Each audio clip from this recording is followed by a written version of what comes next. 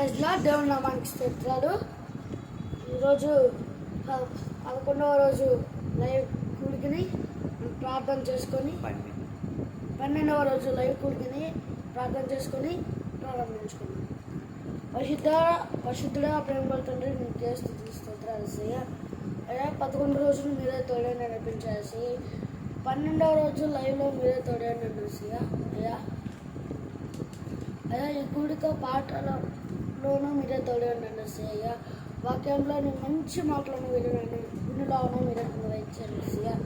మంచిగా విని వాటిని మనసులో పెట్టుకునేలాను వాటిని పాటించలాగా మీరే నిర్వహించేయమని కోరుకుంటున్నాను అయ్యా. అయ్యా మంచి విని మంచి రీలో నలుగులాగా మీరే నిర్వహించేయమని కోరుకుంటున్నాను. ఈ చిన్న ప్రార్థన పాసనలో పెట్టుకోమని ఈ లైవ్ కూడికని జయకరంగా జరిపించమని కోరుకుంటున్నాను. చిన్న ప్రార్థన పాసనలో పెట్టుకోమని అడిగేసుకుంటున్నాం మా తండ్రి. ఆమె మనం పాట పాడుకొని ఆరాధన మొదలుపెట్టుకున్నాం. ప్రార్థన వలనే పయనము, ప్రార్థనే ప్రాకారము, ప్రార్థనే ప్రాధాన్యము, ప్రార్థన లేనిదే పరాజయం. ప్రార్థన వలనే పయనము, ప్రార్థనే ప్రాకారము, ప్రార్థనే ప్రాధాన్యము, ప్రార్థన లేనిదే పరాజయం. ప్రభువా ప్రార్థన నేర్పయ్యా, ప్రార్థించకుండా నేనుండలేనయ్యా. ప్రార్థన నేర్పయ్యా, ప్రార్థించకుండా నేనుండలేనయ్యా. నీ పాదాలు తడపకుండా నా పయనం సాగదయా. నీ పాదాలు తడపకుండా నా పయనం సాగదయా. ప్రార్థన వలనే పయనము, ప్రార్థనే ప్రాకారము, ప్రార్థనే ప్రాధాన్యము, ప్రార్థన లేనిదే పరాజయం. ప్రార్థనలు నాటున్నది వెల్లగించుట అసాధ్యము. ప్రార్థనలో పోరాడునది పొందకపోవుట అసాధ్యము. ప్రార్థనలో నాటునది వెల్లగించుట అసాధ్యము. ప్రార్థనలో పోరాడునది పొందకపోవుట అసాధ్యము. ప్రార్థనలో ప్రాకుడాడునది పతనమవుట అసాధ్యము. ప్రార్థనలో ప్రాకులాడునది పతనమవుట అసాధ్యము. ప్రార్థనలో పదునైనది పని చేయకపోవుట సాధ్యము. ప్రార్థనలో పదునైనది పని చేయకపోవుట అసాధ్యము. ప్రభువా ప్రార్థన నేర్పయ్యా, ప్రార్థించకుండా నేనుండలేనయ్యా. ప్రభువా ప్రార్థన నేర్పయ్యా, ప్రార్థించకుండా నేనుండలేనయ్యా. నీ పాదాలు తడపకుండా నా పయనం సాగదయా. నీ పాదాలు తడపకుండా నా పయనం సాగదయా. ప్రార్థన వలనే పయనము, ప్రార్థనే ప్రాకారము, ప్రార్థనే ప్రాధాన్యము, ప్రార్థన లేనిదే పరాజయం. ప్రార్థనలో కన్నీళ్లు కరిగిపోవుట అసాధ్యము. ప్రార్థనలో మూల్గున్నది మరుగైపోవుట అసాధ్యము. ప్రార్థనలో కన్నీళ్లు కరిగిపోవుట అసాధ్యము. ప్రార్థనలో మూల్గున్నది మరుగైపోవుట అసాధ్యము. ప్రార్థనలో నలిగితే నష్టపోవుట అసాధ్యము. ప్రార్థనలో నలిగితే నష్టపోవుట అసాధ్యము. ప్రార్థనలో పరుగులాడునది అసాధ్యము. ప్రార్థనలో పనునాడుది పడిపోవుట అసాధ్యము. ప్రభువా ప్రార్థన నేర్పయ్యా, ప్రార్థించకుండా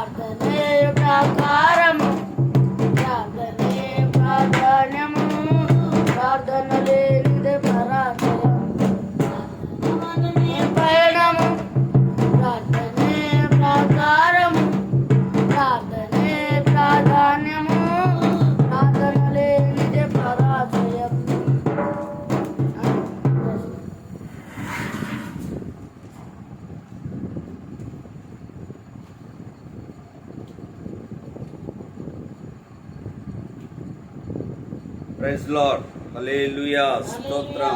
స్తోత్రం. దేవుని పరిశుద్ధ నామమునకు మహిమ కలుగును గాక. చేతికుడొచ్చి మీకు అందరికీ మన ప్రభును రక్షకుడైన యేసుక్రీస్తు శ్రేష్టమైన నామంలో వందనాలు. ప్రియులారా, ప్రభు మనలను జ్ఞాపకం చేసుకున్నాడు. గడిచిన కాలమంతా ఆయన కృప చేత నింపాడు. గడిచిన దినాలలో ప్రాకారము కట్టుటకు మనము పూనుకుందము రండి అని నెహెమ్యా గారు ప్రజలందరినీ కూడా ప్రేరేపించినట్లుగా మనము చూడగలుగుతాం. వారందరినీ ప్రోత్సహించినట్లు. ఎందుకు కట్టుకోవాలి? ప్రాకారం లేకపోతే కలిగే నష్టమేమిటో గడిచిన దినాలలో జ్ఞాపకం చేశాను. ఈరోజు 3వ అధ్యాయంలోనికి వచ్చేసిన తర్వాత ప్రియులారా, ఇక్కడ ఈ అధ్యాయములో యెరూషలేము ప్రాకారము కట్టి 12 గుమ్మములను నిలవబెట్టి వీటిని ప్రతిష్ఠించుట కొరకై ప్రారంభాన్ని మనము చూడగలుగుతాం. పని చేయటానికి ప్రారంభించారు. నెహెమ్యా గారు తన సహోదరులతో కలిసి పని చేయటానికి ప్రారంభించిన అనుభవాన్ని మనము చూడగలుగుతాం.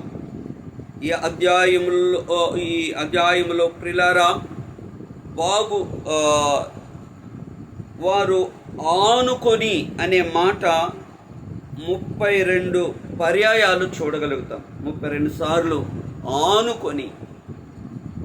బాగు చేసిరి అనే మాట కూడా 32 సార్లు ఉన్నది.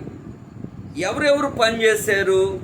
3వ అధ్యాయం 1వ వచనంలో యాజకులు పని చేస్తూ ఉన్నారు.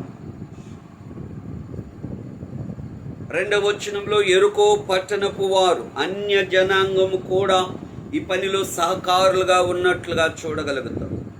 3 అధిపతులు పనిచేశారు. 4వది బంగారు పని చేసేవారు, బంగారపు పని చేసేవారు. 5 లేవీలు పనిచేశారు. 6 ఔషధ జ్ఞానులు, డాక్టర్లు పని చేసినట్లుగా. 7 స్త్రీలు కూడా పని చేసినట్లుగా మనము చూడగలుగుతాం. స్తోత్రం, హల్లెలూయా. ఈ అధ్యాయాలు గమనిస్తే ప్రియులారా, వారు ప్రారంభిస్తూ ఉన్నారు పని చేయటానికి. ఎలా పనిచేస్తూ ఉన్నారు అని మనం గమనిస్తే ఆ ప్రత్యేకమైన మాట వారు ఆనుకొని అనే మాట 32 సార్లు. ఈ మాట ఐక్యతను సూచిస్తుంది. వారు పనిచేస్తున్నారు, కానీ ఆ పనిలో ఐక్యత ఉంది. స్తోత్రం. ఏముంది? ఐక్యత ఉంది. కీర్తనకారుడైన దావీదు 133వ కీర్తన 1వ వచనంలో సహోదరులు ఐక్యత కలిగి నివసించుట ఎంత మేలు, ఎంత మనోహరము అని చెప్తున్నాడు. అక్కడ ఆశీర్వాదము, శాశ్వతమైన జీవము ఉండాలని దేవుడు కోరుకుంటున్నాడు. ఐక్యతతో పనిచేసిన అనుభవం. నా దేవుని ప్రియులారా, మన జీవితంలో చిన్నప్పుడు పాఠాలు చెప్పేటప్పుడు చిన్నప్పుడు ఐక్యత బలము అని చెప్తారు. ఏమండి? ఐక్యత కలిగి ఉంటే బలం అంట. అందుకని ఇక్కడ సహోదరులు ఐక్యత, సంఘములో ఐక్యత ఎప్పుడు ఉంటుందో అక్కడ ఆశీర్వాదం ఉంటుంది. ఆ సంఘములో అభివృద్ధి ఉంటుంది. ఆ సంఘములో దేవుని కృప ఉంటుంది. ఎవరికి వారిగా ఉంటే, ఎవరి పనిగా వారు ఉంటే అక్కడ ఆశీర్వాదము అనేది మనము చూడలేం. గమనించండి, వారు ఐక్యతతో పని చేయటానికి పూనుకున్నారు. ఎఫెసీయులకు రాసిన పత్రిక 4వ అధ్యాయం 1వ వచనంలో ఆత్మ కలిగించును ఐక్యతను కాపాడుకోవటంలో శ్రద్ధ కలిగి ఉండండి అని చెప్తున్నాడు పౌలు. ఆత్మ కలిగించు ఐక్యత, పరిశుద్ధాత్మ దేవుడే ఐక్యతను కలిగిస్తాడు.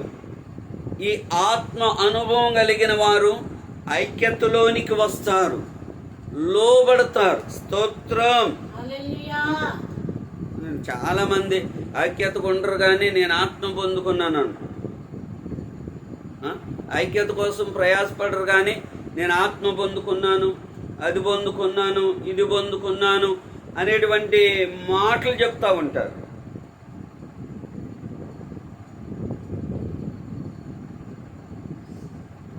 ఎందుకని అంటే వారిలో దేవుని ఆత్మ పనిచేస్తే,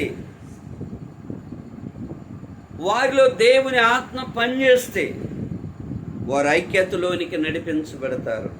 మొదటి శతాబ్దపు సంఘములో ప్రియులారా మనము గమనిస్తే వారందరూ కూడా అపోస్తుల కార్యగ్రంథం 2వ అధ్యాయములో ప్రారంభంలో వారి మీదకి దేవుని ఆత్మ దిగి వచ్చింది. వారందరూ దేవుని ఆత్మ చేత నింపబడ్డారు. నింపబడిన తరువాత వారిలో గమనిస్తే ప్రియులారా సంఘమంతా ఏక మనసుతో, ఏకాత్మతో, ఏక భావముతో, స్తోత్రం, హల్లెలూయా, హల్లెలూయా, ముందుకు సాగినట్లుగా వారు ఐక్యత కలిగి ప్రభును మహిమపరిచినట్లుగా, ప్రభు కొరకై మహిమ కలిగిన కార్యాలు జరిగించినట్లుగా చూడగలుగుతాం. స్తోత్రం. ఎందుకని వారు ఏక మనసు గలగారు, ప్రార్థన చేశారు. వారు ఏక మనసు గలవారై సువార్తను ప్రకటించారు. వారు ఏక మనసు గలవారై వారి చెర ఆస్తులను అమ్మి అపోస్తుల పాదాల దగ్గర పెట్టారు. అపోస్తులలో అవసరము కొలది పంచిపెట్టారు. ఈ గొప్ప ఐక్యత సంఘంలో గొప్ప ఉజ్జీవానికి నాంది పలికింది. అనేక మందిని సువార్తన ప్రచారము చేయటానికి పునాది వేయబడింది. అనేకులు మిషనరీ ప్రయాణం చేయటానికి ఈ ఐక్యత దోహదపడింది. ఇటువంటి ఐక్యత సంఘాలలో సేవకుల మధ్యలో లేకపోవటం ఈనాడు చాలా దుఃఖకరమైన విషయం. దేవుని ప్రియులారా వారు ఆనుకొని పనిచేస్తూ ఉన్నారు, ఐక్యతతో పనిచేస్తూ ఉన్నారు. ఐక్యతను వీడినప్పుడు, ఐక్యత మనలో కోల్పోయినప్పుడు, ఐక్యత లేకుండా మనము ఉన్నప్పుడు సాతానుడికి మనలో ప్రవేశించటానికి అవకాశం ఉంటుంది. గమనిస్తాం. ఐకమత్యమే మహాబలం. స్తోత్రం, హల్లెలూయా. నాకు అన్ని వచ్చు కదా, నాకు అన్ని తెలుసు కదా, నాకు అన్నీ ఎరిగిన వాడినే కదా, నేనెందుకు ఐక్యతలోనికి నడిపించబడాలి అంటే తగ్గింపు కావాలి. ఐక్యతలోనికి నడిపించబడాలి అంటే విధేయత కలగాలి. ఐక్యతలోనికి కొనసాగాలి అంటే ఓ గొప్ప ఏమంటాం, లోబడే మనస్సును కలిగి ఉండాలి. స్తోత్రం. ఈ అనుభవం కలిగినప్పుడు దేవుని ఆత్మ ఐక్యతను కలిగిస్తుంది. దేవుని ఆత్మ వీటన్నిటినీ మనకు నేర్పిస్తుంది. దేవుని ఆత్మ మనం లోబడినట్లుగా చేస్తుంది. దేవుని ఆత్మ మనకు విధేయతను నేర్పిస్తుంది. అందుకనే ఆత్మ కలిగించే ఐక్యతను కాపాడుకోవటంలో శ్రద్ధ కలిగి ఉండండి అని దేవుని వాక్యం జ్ఞాపకం చేస్తుంది. ప్రియులారా మనము మొదటి వచనాన్ని మనము గమనిస్తే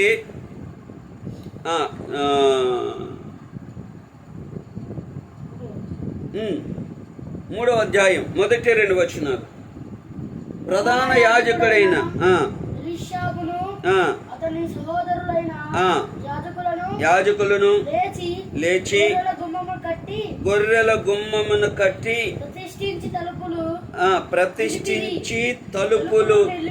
ఆమేన్, హల్లెలూయా.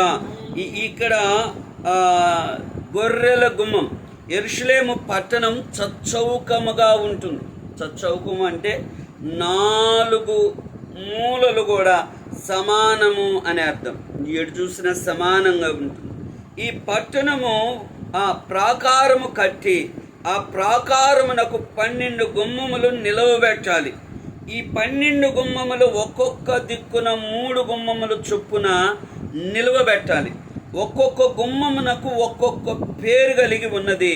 ఆ గుమ్మముల పేర్లను బట్టి ఆ గుమ్మంలో ప్రవేశించువారు అట్టివారై ఉంటారు. స్తోత్రం. హల్లెలూయా, హల్లెలూయా. ప్రతి గుమ్మానికి ఒక పేరు ఉంటుంది. ఆ గుమ్మానికి తగినట్లుగా ఏ గుమ్మం ఉంటుందో ఆ గుమ్మములో గుండా ఆ విధానం ప్రవేశిస్తాయి. అయితే ఇక్కడ మొట్టమొదటిగా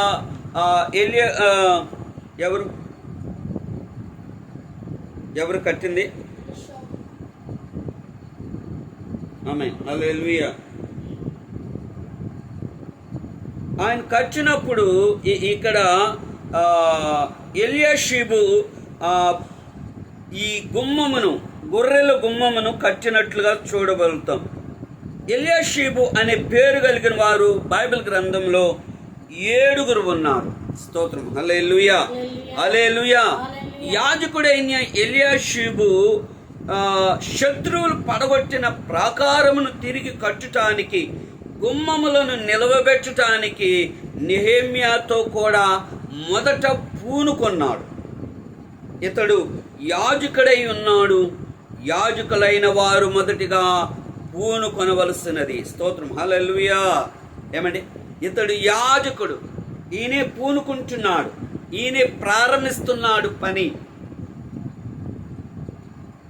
గుమ్మములను, ఈ గొర్రెల గుమ్మమును కట్టటానికి పేతురు పత్రిక మొదటి పత్రిక 2వ అధ్యాయం 9వ వచనములో, చీకటిలో నుండి తన ఆశ్చర్యకరమైన వెలుగులోనికి పిలువబడిన ప్రతి ఒక్కరిని రాజులైన యాజక సమూహము అని పిలిచాడు. స్తోత్రం. హల్లెలూయా. ఈ గొర్రెల గుమ్మం ప్రారంభించింది యాజకులు. నూతన నిబంధన గ్రంథములో రక్షించబడిన మనమందరము కూడా ప్రభు అయిన యేసు క్రీస్తు ద్వారా మనమందరము యాజకులమై ఉన్నాము. స్తోత్రం. హల్లెలూయా. ఆయన మన ప్రధాన యాజకుడై ఉన్నాడు. మనము ఆయన ద్వారా చీకటి నుండి వెలుగులోనికి వచ్చిన తర్వాత మనలను కూడా ఆయన యాజకులుగా చేసి ఉన్నాడు. స్తోత్రం. హల్లెలూయా, హల్లెలూయా. మనలను కూడా ఆయన సంఘములను కట్టే వారిగా, ఆయన మందిరమును కట్టేవారిగా ఉంచాడు. గనుక మనము ఆయన ప్రధాన యాజకుడుగా ఉన్నాడు గనుక హెబ్రీయులకు రాసిన పత్రిక 8వ అధ్యాయం 2వ వచనాన్ని చదువుకుందాం.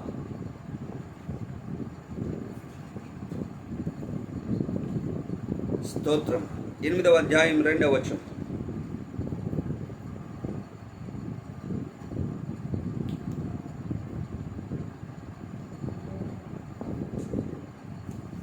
నేను చదువుతున్నాను, చాలా జాగ్రత్తగా విన్నాము.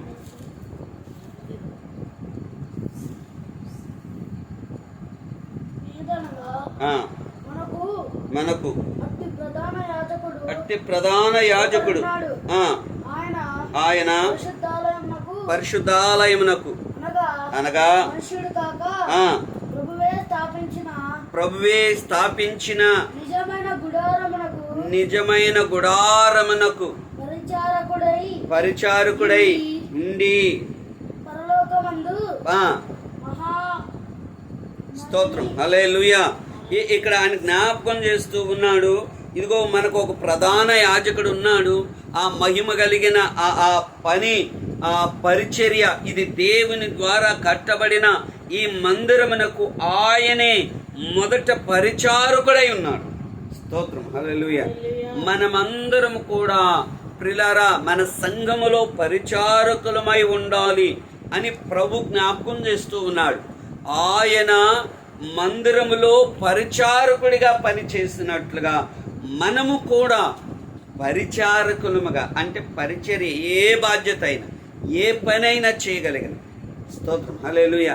నేను చాలా మంది అంటారు, నేను మందిరం కట్టాను. నీ మందిరం వేరు, ఆత్మ సంబంధమైన మందిరం వేరు. స్తోత్రం. హల్లెలూయా. నువ్వు కట్టుకున్న నీ స్వార్థం కొరకైన మందిరం, నువ్వు కట్టే మందిరం నీ లాభాపేక్షతో కూడుకున్నది. నువ్వు కట్టే మందిరములో ఆత్మ రక్షణ ఉండదు. నువ్వు కట్టిన మందిరములో దేవుని కృప ఉండదు, ఆయన మహిమ ఉండదు. ఇదిగో దేవుని ద్వారా కట్టబడిన ఈ మందిరం మహిమ దిగి వచ్చిన మందిరం. స్తోత్రం. హల్లెలూయా, హల్లెలూయా. మనం ఆ మందిరములో పరిచారకులమై పనిచేసినప్పుడు ప్రార్థించినప్పుడు, ఆరాధించినప్పుడు, ఆయనను ఘనపరిచినప్పుడు, ఆయనను మహిమపరిచినప్పుడు ఆయన మహిమ దిగి వస్తుంది. స్తోత్రం. ఇటువంటి యాజకులు, మందిరాన్ని కట్టేవాడు యాజకుడు. ఆమె పడగొట్టేవాడు కాదు, చెడగొట్టేవాడు కాదు, ఐక్యత లేకుండా చేసేవాడు కాదు, గలిబిలిలు కలుగు చేసేవాడు కాదు, అబద్ధాలతో కట్టేది కాదు ఇది, మోసాలు చేసి కట్టేది కాదు ఇది, డబ్బుంటే కట్టేది కాదు, లేకపోతే స్వార్థంగా ఒక కుల సంఘము కాదు ఇది. కులానికి ఒక సంఘం, వర్గానికి ఒక సంఘం. స్తోత్రం. హల్లెలూయా. ఈనాడు మందిరాలు ఎలామైపోయినాయి అంటే కుల మందిరాలుగా తయారైనాయి, వర్గ మందిరాలుగా తయారైపోయినాయి. ఆత్మ సంబంధమైన అనుభవాలు లేకుండా ఎవరికి ఇష్టం వచ్చినట్లుగా సంఘంలో అలగటం. ఓ సంఘం లేకపోతే నేను సంఘం కట్టానని చెప్పుకోవటానికి ఏముంది, ఒక రూమ్ రెంట్కి తీసుకొని ఇక నేను సంఘం కట్టాను అనుకోవటమే ఇక జనం అందరూ. దేవుని ఆత్మ చేత నడిపించేది కాదు అది. దేవుని ప్రియులారా, ప్రభు ఆత్మ చేత నడిపించబడినప్పుడు ప్రభువే కడతాడు. ఆ ప్రభు కట్టిన సంఘములో మనం పరిచారకులుగా పనిచేసినప్పుడు ఆ సంఘము క్షేమాభివృద్ధి కలుగుతుంది. స్తోత్రం. హల్లెలూయా.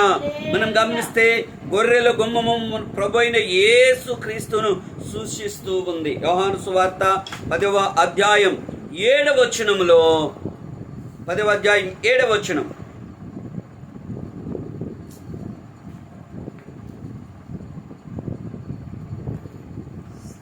యోహాను సువార్త 10వ అధ్యాయం 7వ వచనం. కాబట్టి యేసు మరలా వారితో ఇట్లా నేను గొర్రెల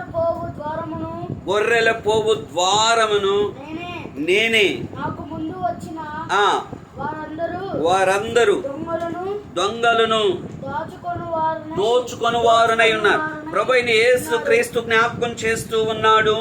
గొర్రెల గుమ్మము ఆయన అంటూ ఉన్నాడు, గొర్రెల పోవు ద్వారమును నేనే అని సెలవిస్తూ ఉన్నాడు. గనుక ఈ ద్వారము క్రీస్తుకు గుర్తుగా ఉంది, రక్షణ ద్వారమై ఉన్నది. 9వ వచనములో, నేడే మా ద్వారమును, నా ద్వారా ఎవడైనా లోపలికి ప్రవేశించిన ఎడల వారు సురక్షితముగా ఉండును అని 8, 9 వచనాలలో మనము చూడగలుగు.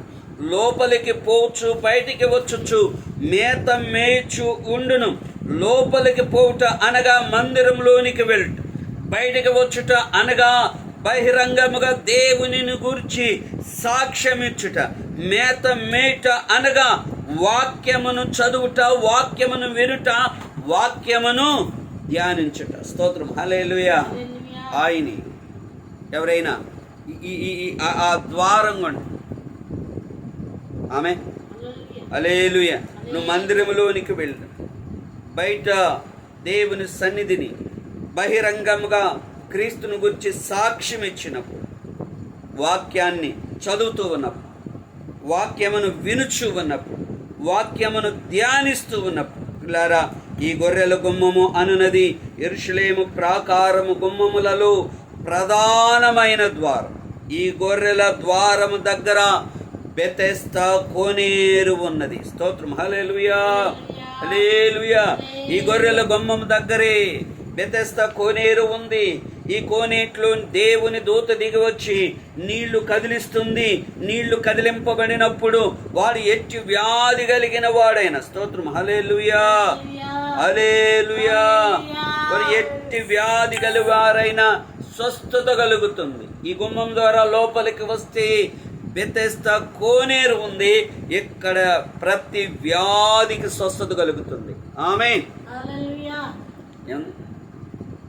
ఈ గొర్రెల గుమ్మములో ఆయన దగ్గరకు వస్తే నువ్వు ఏ వ్యాధిలో ఉన్నా, ఏ బాధలో ఉన్నా, ఏ సమస్యలో ఉన్నా, బెతెస్దా కోనేరుకు వస్తే ఆమె ఎట్టి వ్యాధి కలిగిన వాడైనా దేవుని ప్రియులారా, ఇదిగో గొర్రెల గుమ్మం. ఈ గుమ్మములో గుండా ప్రవేశిస్తే ఆమేన్, హల్లెలూయా.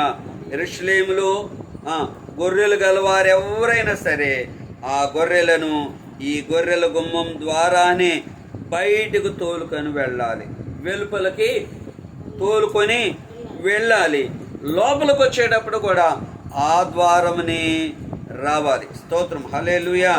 ఎవరైనా గొర్రెలు మేపడానికి వెళ్ళేటప్పుడు బయటకు తోలుకొని మేత మేసిన తరువాత లోపలికి తీసుకుని వచ్చేటప్పుడు కూడా ఈ గుమ్మము ద్వారానే రావాలి. స్తోత్రం, హల్లెలూయా, హల్లెలూయా.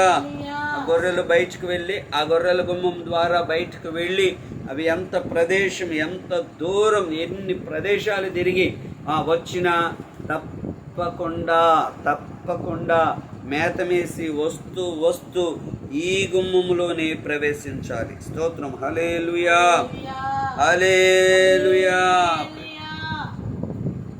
ఈ బెతెస్దా, ఈ ద్వారము దగ్గర ఉన్న బెతెస్దా అనబడిన కోనేరులో కడుగబడి దొడ్డులోనికి వెళ్ళాలి. ఏమంటారు? గొర్రెల దొడ్డి అంటారు. ఈ కోనేటిలో కడగబడాలి. ప్రభులోనికి వచ్చిన తర్వాత, మార్పు చెందిన తర్వాత, మారు మనసు పొందిన తర్వాత నీళ్లతో కడగబడాలి. స్తోత్రం. ఈ గుమ్మములో నుండి లోపలికి వచ్చిన తర్వాత ఇక్కడ బెతెస్దా కోనేరు కనపడుతుంది. స్తోత్రం, హల్లెలూయా. వెలుపల నుండి వచ్చే గొర్రె అనగా లోకముల నుండి వచ్చే వారందరూ ఈ గుమ్మంలో నుండి లోపలికి వచ్చిన తర్వాత ఇక్కడ బెతెస్దా కోనేరు కనపడుతుంది. ఆ కోనేటిలో కడగబడాలి. కడగబడితేనే కడగబడిన తర్వాతే దొడ్డిలో అనగా సంఘములో, అంటే బాప్తిస్మం ద్వారా మాత్రమే సంఘములో చేర్చబడిన అనుభవాలను మనము చూడగలుగుతాం. స్తోత్రం, హల్లెలూయా, హల్లెలూయా. సంఘములో చేర్చబడిన వారు లోపలికి వచ్చినప్పుడు ప్రార్థన చేయువారిగా, వెలుపలికి వెళ్ళినప్పుడు సాక్ష్యమిచ్చువారిగా, మేతమేటనగా వాక్యమును చదివి ధ్యానము చేసేవారిగా, వినేవారిగా ఉండే అనుభవం. స్తోత్రం, హల్లెలూయా. అదే గొర్రెల గుమ్మం యొక్క అనుభవం. ఈ మొదటి గుమ్మములో మనము ప్రవేశించు వారమై ఉండి మనము అనేకులను ప్రవేశపెట్టాలి. ఈ గుమ్మమును ప్రధాన యాజకుడైన ఎల్యాషీబు తన సహోదరులైన యాజకులు నిలువబెట్టి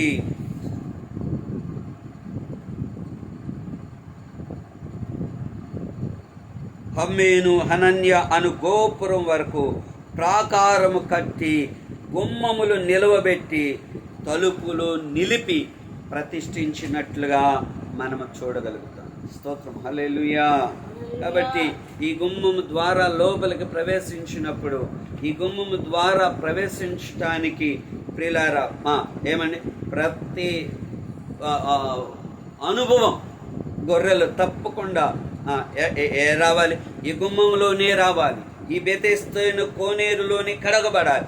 కడగబడిన తరువాతే దొడ్డులోనికి వెళ్ళాలి. దేవుని ప్రియులారా, ప్రభు ప్రతి వారికి రక్షణ మార్గాన్ని సిద్ధపరచు. ఆయన అంటాడు, నేనే మార్గమును సత్యమును జీవమునై ఉన్నాను, గొర్రెలు పోవు ద్వారమును నేనే అని సెలవిస్తున్నాడు. ఆయన ద్వారా తప్ప ఏ నామమున రక్షణ కలగదు. నువ్వు రక్షణ పొందాలి అంటే, నువ్వు రక్షణ పొందే అనుభవం కావాలి అంటే ఇదిగో ఆయన సన్నిధిలోనికి నువ్వు వచ్చినప్పుడు, ఈ కోనేరు నీళ్లతో కడగబడినప్పుడు ఉన్నతమైనటువంటి సంఘ సహవాసం, ఐక్యత నీకు లభిస్తుంది. ఇక్కడే సమృద్ధి అయిన మేత దొరుకుతుంది. నీ ఆత్మ బలము పొందుకోవటానికి, నీవు బలపరచబడటానికి, నీవు బలముగా మార్పు చెందటానికి, ఆయన ఆత్మచేత నింపబడటానికి. కాబట్టి దేవుని ప్రియులారా, మనం ఒక ప్రత్యేకమైనటువంటి వారిగా ఎల్యాషీబు ఆ గొర్రెల గుమ్మమును బాగు చేస్తున్నట్లుగా మనము కూడా అనేకులను ఏం చేయాలి? రక్షణలోనికి నడిపించాలి. రక్షణలోనికి నడిపించాలి. ఈ గుమ్మమును బాగు చేయాలి. స్తోత్రం. బాగు చేస్తే వస్తారు, పడిపోతే ఎలా వస్తారు? పడదోసుకుంటే ఎలా వస్తారు? శృంగారముగా ఉండాల్సిన మందిరాన్ని సింగారాలు చేసుకుంటే ఎలా వస్తారు? అందుకని ఎలియాషీబు ప్రయాసపడి ఈ గుమ్మమును నిలవబెట్టాడు. గొర్రెలు రావాలి లోపలికి, బెతెస్దా కోనేరులో తడవాలి, వారు ప్రత్యేకమైన కృప పొందాలి. నిలబెడదాం. ఇదిగో మన సంఘములో అనేకులు చేర్చబడినట్లుగా ఎలియాషీబు ప్రయాసపడినట్లుగా, వారు యాజకులుగా ప్రయాసపడినట్లుగా మనము కూడా ప్రభా మా సంఘమునకు నూతన ఆత్మలను ఇవ్వండి అయ్యా, నూతన ఆత్మలను సమకూర్చండి అయ్యా, నూతన ఆత్మలను నడిపించండి అయ్యా, అనేకులు మేలు కలుగునట్లుగా అయ్యా మేత స్థలములోనికి నడిపించండి అయ్యా అని మనం ప్రార్థన చేసినప్పుడు దేవుడు మనకు నూతన ఆత్మలను అనుగ్రహిస్తాడు. ప్రయాసపడకుండా ఆత్మలను మనము పొందుతాం. ఎలియాషీబు గొర్రెల గుమ్మమును బాగు చేస్తున్నట్లుగా మనము కూడా మార్గము సరళము చేయవలసిన వారమై ఉన్నాం ఈ గుమ్మంలోనికి రావటానికి.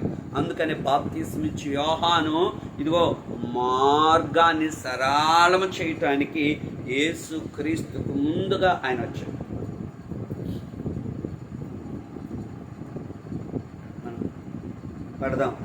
పాటు పడదాం, ప్రయాసపడదాం. దేవుని సన్నిధిలో సమయమును సద్వినియోగపరచుకున్నాం.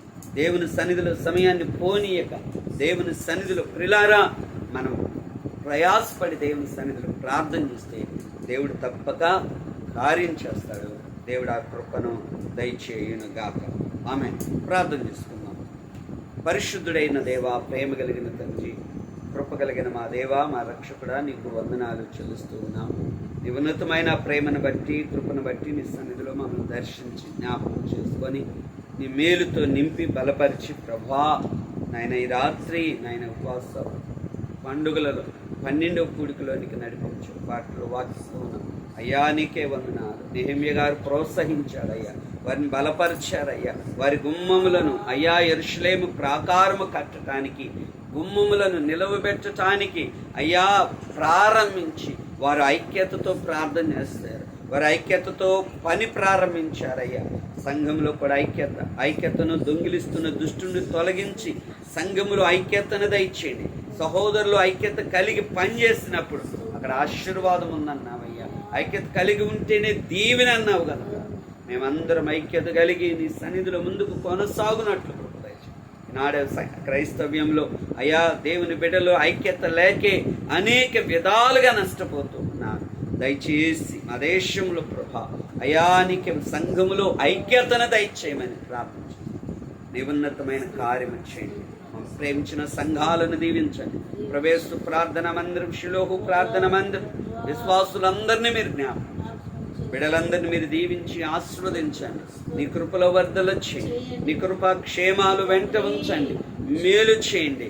మహిమతో నింపండి. నీ ఉన్నతమైన కృపను తోడుగా ఉంచండి. నీ అద్భుతమైన కార్యాలు చేయండి. నీ కృప చేత నింపండి, బలపరచండి. మహిమ నాయన నీ ఘనత నీకే, ప్రభావము నీకే తండ్రి, నీకే స్తోత్రం. నీ సన్నిధిలో మమ్మల్ని బలపరచు, జ్ఞాపకం అయ్యా. నీకే వందనాలు. ఇందిరకును జ్ఞాపకం చేసి మంచి ఆరోగ్యం దూరదేశంలో ఉంది ప్రభా, నీకే వందనాలు. సులోచనకు అయ్యా నీకే వందనాలు. కళ్యాణ్, రేచల్, డానీని మీరు దర్శించి మేలు చేయండి ప్రభా. అయ్యా నీకే స్తోత్రం. చాకిని జ్ఞాపకం, డేవిడ్ గారి వారు ప్రేమించిన బిడ్డలను మీరు దీవించి ఆశీర్వదించండి. నాని బాబుని జ్ఞాపకం చేసుకుని దూరదేశంలో ఉన్నాడు ప్రభా. అయ్యా నీ కృప బిడ్డకు తోడుగా ఉంచు. మా ప్రియ బిడ్డలు ఎందరైతే దూరదేశాల్లో ఉన్నారో వారిని యవనస్తులను దర్శించండి. రక్షణ లేని వారికి రక్షణ, అనేకులు గొర్రెల గుమ్మములోనికి ప్రవేశించినట్లు అయ్యా నీకే వందన. అనేకులు కొరకు ప్రార్థించడానికి దయచేసి మేలు చేత నింపండి. అయ్యా నీకే వందన. మా సంఘ బిడ్డలందరినీ జ్ఞాపకం, షిలోహు మందిరాన్ని మీరు దర్శించండి. స్థలం ఇచ్చావు, మందిరం కట్టుబడినట్లుగా మీరే ద్వారాలు తెరవండి. దానికి ఉన్న రుణాలు కూడా ఎత్తివేయండి. మేలు చేయండి. ఇదేన సేవకులు మమ్మల్ని కూడా బలపరచండి. దాసురాలు ప్రేమించిన బిడలను దీవించండి. అయ్యా నన్ను బలపరచు, మంచి ఆరోగ్యం తెచ్చు, నీ కృప చేత నింపి కృపలో బలపరచాలి, నీ ఘనమైన మహిమ కలిగిన కార్యాలు చేయి. మీరే తోడండి. ఈ ఉపవాస పండుగలు అయ్యా నీ సన్నిధిలో గొప్ప కార్యాలు జరిగించినారు కృప చేతనే. అనేకులు ప్రార్థన సహాయం కోరారు. దూర దూర ప్రాంతంలో ప్రతి బిడ్డనైనా ఈ రాత్రి వారిని దర్శించండి. వారు ఏ సమస్యలో ఉన్నారు, ఏ బలహీనతలో ఉన్నారు, ఏ అవసరతలో ఉన్నారు, ఏ అక్కరలో ఉన్నారు, ఏ కొదువులో ఉన్నారు, ఏ కొరతలో ఉన్నారో నా తండ్రి అది నీకేనయ్యా, అది నీకేనయ్యా. మేము ప్రార్థించు వారు మాత్రమే కార్యం చేసే దేవుడు నీవై ఉన్నామయ్యా. కార్యము జరుగును గాక. ఈ రాత్రి వారి పట్ల నీ ఘనమైన కార్యము జరుగును గాక అని ప్రార్థించు. ఈ కృపల జ్ఞాపకం మేలు చేత నింపి బలపరచు. యేసు నామం నడుగుచు నామ తండ్రి ఆమేన్. నా ప్రాణమా యెహోవాను సన్నిధించు, నా అంతరంగమున సమస్తమా ఆయన పరిశుద్ధ నామమును సన్నిధించు. నా ప్రాణమా యెహోవాను సన్నిధించు, ఆయన చేసిన కార్యములలో దేనిని మరువకు. ఆమేన్. Praise lord. దేవుడు మిమ్మల్ని దీవించును గాక. ఆమేన్.